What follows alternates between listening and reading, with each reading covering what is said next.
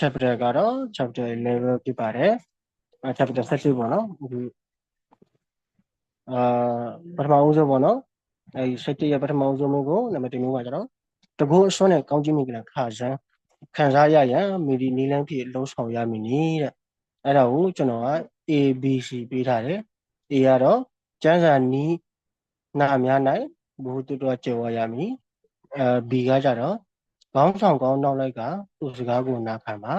C ကကြတော့ဘုရားရှင်ကိုအနံ့ပြီးတိတ်ဤစိတ်နှလုံးကိုထိချုံစေပါတဲ့ကျွန်တော်ကတော့အဲ့3ခုထဲမှာကျွန်တော်အဖြစ်နံပါတ် C ကိုယူထားပါတယ်လို့ဆက်လက်ပြီးတော့နံပါတ်2ပေါ့နော်မိခိုးနံပါတ်2ကဒါဝိဒ်ဒီဗိသိက်ကောင်းကြီးရရှိမှုချီးနှမ်းဆိုရချင်ပြီးလူတို့ခံစားရသည်နည်းတဲ့ABC ပေးထားတယ်ပေါ့နော်အဲ့ဒါကိုကျွန်တော်က B ဖြေထားပါတယ်ဒီကျွန်တော်ဖြေထားတဲ့ဖြေကတော့စမ်းချစ်ဘက်အခြေအနေများကိုခံစားရသည်တဲ့ကျွန်တော် B ကိုမိခိုးနံပါတ်2ကတော့ကျွန်တော် B ဖြေထားပါတယ်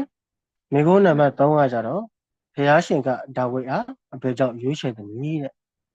ABC ပေးထားတယ်ပေါ့နော်ကျွန်တော်ကတော့ C ရွေးထားပါတယ်လို့သူဤဘုရားရှင်အပေါ်ချစ်ချင်းကိုးစားခြင်းစက္ကပ်အနံ့ချင်းကြောင့်ကျွန်တော်အဲ့ဒါကိုနံပါတ် C ဖြေထားပါတယ်မိခိုးနံပါတ်3နံပါတ် C ဖြေထားပါတယ်မိခိုးနံပါတ်4ကကြတော့ဒါဝိဒ်နေရှောလမုန်မင်းတို့မိသည့်အချိန်ကတက်ရှင်ခဲ့သည်နည်းတဲ့အဲ့ဒါကိုကျွန်တော်နံပါတ် A လို့ဖြေထားပါတယ်ခရစ်တော်မပေါ်မီနေ့900 1000ကြားလို့ကျွန်တော်ဖြေထားပါတယ်ဆက်လက်ပြီးတော့မိခိုးနံပါတ်5ပေါ့နော်မိခိုးနံပါတ်5ကြတော့ပိတရီလသမိုင်းတွေတဲ့ဒါဝိဒ်နဲ့ရှောလမုန်အုပ်စိုးသောခေတ်အားမိတို့ပုံပေါ်ကြသည်နည်းတဲ့အဲ့ဒါကိုကျွန်တော်နံပါတ် B ဖြေထားပါတယ် ABC ပေးထားတယ်ကျွန်တော် B ဖြေထားပါတယ်ပိတရီလလူတို့ဘုံတကူကြည်သောကာလအဲ့ဒါကိုကျွန်တော်ဖြေထားပါတယ်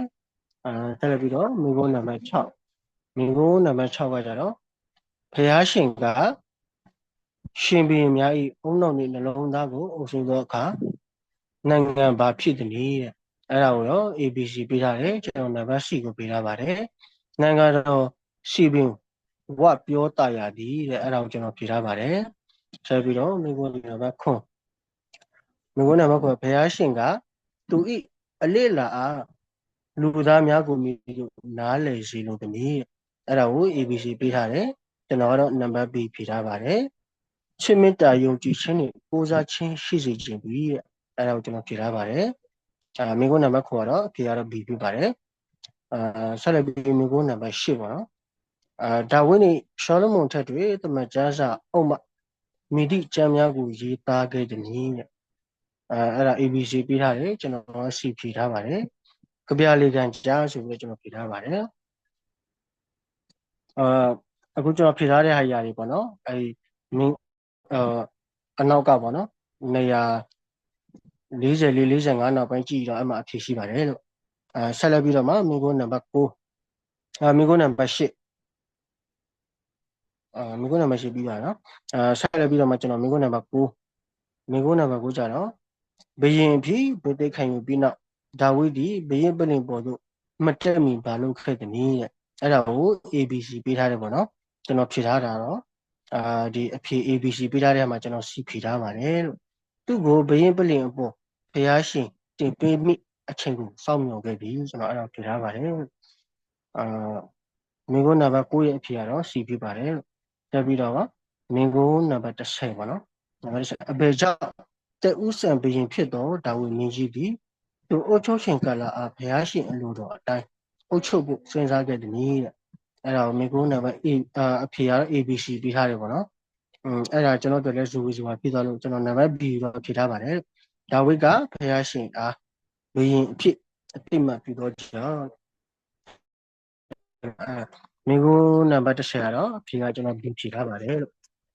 ဆက်လက်ပြီးတော့မိခိုးနံပါတ်17မိခိုးနံပါတ်17ကကြတော့မိသည့်အရက်တွေဒါဝိဒ်မင်းကြီးစတင်နန်းထိုင်ခဲ့သည်နည်းတဲ့အဲ့ဒါကိုကျွန်တော် အဖြေကတော့ ABC ပေးထားတယ်ပေါ့နော်ကျွန်တော်ကတော့ C ဖြေထားပါတယ်လို့ဟေပြုံအရက်လို့ကျွန်တော်ဖြေထားပါတယ်မိခိုးနံပါတ်17ရဲ့အဖြေကတော့ C ပြပါတယ်လို့ဆက်လက်ပြီးတော့မိခိုးနံပါတ်12 မင်းတို့နာမစနေရမင်းကဒါဝိဒ်ဒီမိဒီအချိန်တွေကိတရီလာတနိုင်ငံလုံးဘယင်ဖြစ်လာခဲ့တယ်မြေ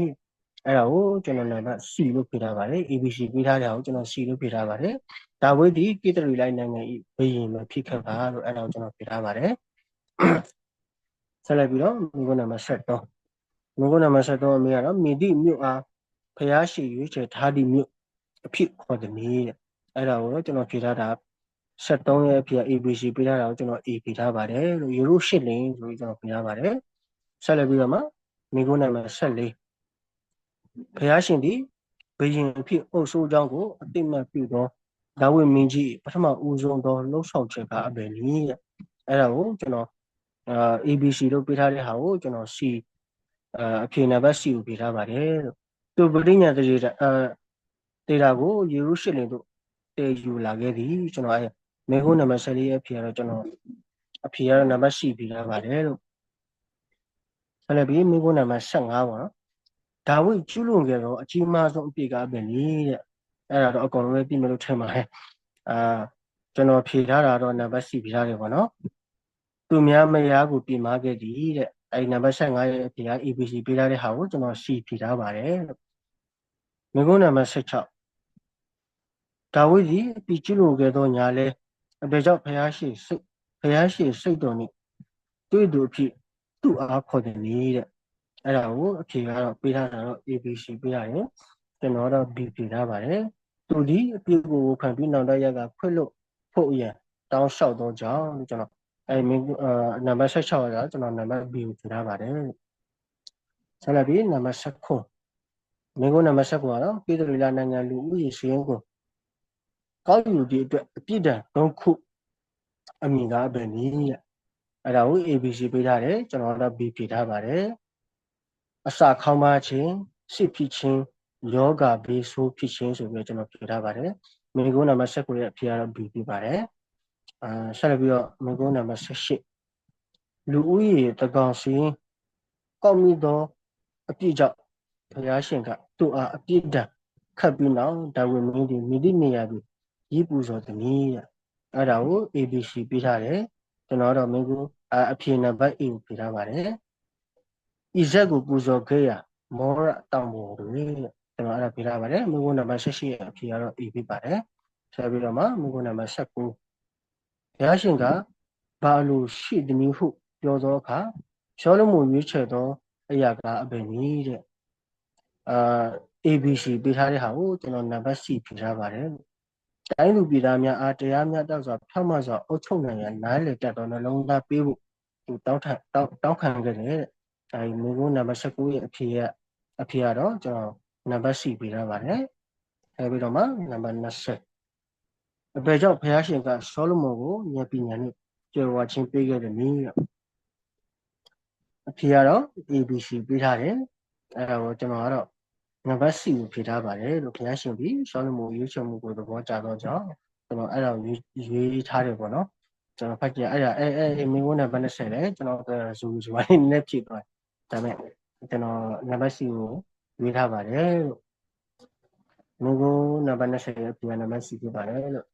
ဆက်လက်ပြီးတော့မှမိကုန်းနံပါတ်21ဆောလမုန်မင်းကြီးဗိမာန်တော်တိဆောက်ပြီးနောက်ဣသရေလလူများဘာလုပ်ကြသလဲတဲ့ABC ပေးထားတယ်ပေါ့နော်ကျွန်တော်ဖြေထားတာတော့နံပါတ် A ကိုဖြေထားပါတယ်ရှေ့ရက်ကြအောင်ဘွဲတော်ကျင်းပသည်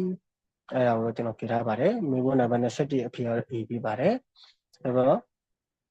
မိကုန်းနံပါတ်22ဆောလမုန်မင်းကြီးတကောအာနာကြီးထွားလာတော့ကမိဒီအရာကသူ့အားဖျားရှင်နဲ့ဝေးကွာစီတယ်မင်းကိုအဖြေကတော့ပေးထားတာ ABC ပေးထားတယ်ကျွန်တော်ဖြေထားတာ B ကိုဖြေထားပါတယ်တိုင်းတစ်ပါးမိမ့်မှများစွာကိုယူသည်အဲ့ဒါမိကုန်းနံပါတ်20နဲ့အဖြေကတော့ကျွန်တော် B ဖြေထားပါတယ်ဆက်ပြီးတော့မှမိကုန်းနံပါတ်23အဘယ်ကြောင့်ရှောလမုန်မင်းဆက်ပြတ်သုံးခဲ့ရသနည်းတဲ့ABC ပေးထားတယ်ကျွန်တော်ဖြေတဲ့ဖြေကတော့ A ဖြစ်ပါတယ်လို့ဘုရားရှင်ကိုမယူသေးပဲပညာတော်များချိုးဖောက်တော့ကြောင့်လို့23ရဲ့အဖြေကတော့ A ဖြစ်ပါတယ်လို့ဆက်လက်ပြီးတော့မိကုန်းနံပါတ်24မိသူအဖြစ်ဘုရားရှင်ကဒါဝိအားထားသောပရိညာတိအစဉ်မြဲတည်သည်အဲ့ဒါကို ABC ပေးထားတယ်ကျွန်တော်တော့အဲ့ဖြေထဲမှာကျွန်တော်နံပါတ် C ကိုဖြေထားပါတယ်ဒါဝိ သားတော်ယေရှုခရစ်လို့ကျွန်တော်ပြထားပါတယ်မိဘနံပါတ်24အဖြစ်ကတော့ C ဖြစ်ပါတယ်ဆက်လက်ပြီးတော့ဒါရှင်တွဲတာပေါ့နော်အောက်ပါကွက်လက်များတွင်မင်္ဂတော်စလုံးများဖြစ်မင်္ဂလာရှင်တွဲပါတဲ့ပထမဆုံးနဲ့ရှောလူပြီးနောက်ကိတ္တဝီလာဤဘီဖြစ်လာပြီးတဲ့အဲ့ဒါကိုကျွန်တော်နံပါတ် B နဲ့တွဲထားပါတယ်လို့နောက်တစ်ခုကဒါဝိဒ်၏အပြုကိုဖော်ပြသောရောဟိတ်ဖြစ်သည်တဲ့အဲ့ဒါကိုကျွန်တော်နံပါတ် E နဲ့တွဲထားပါတယ်ဆက်လက်ပြီးတော့မှသူဖခင်ကိုပုံကံပြီးနိုင်ငံအာဏာရယူခဲ့သူဖြစ်သည်တဲ့အဲ့ဒါကိုကျွန်တော် A နဲ့ပြထားပါတယ်ဆက်လက်ပြီးတော့မှအခြားသောဘုရားကိုးကွယ်သူ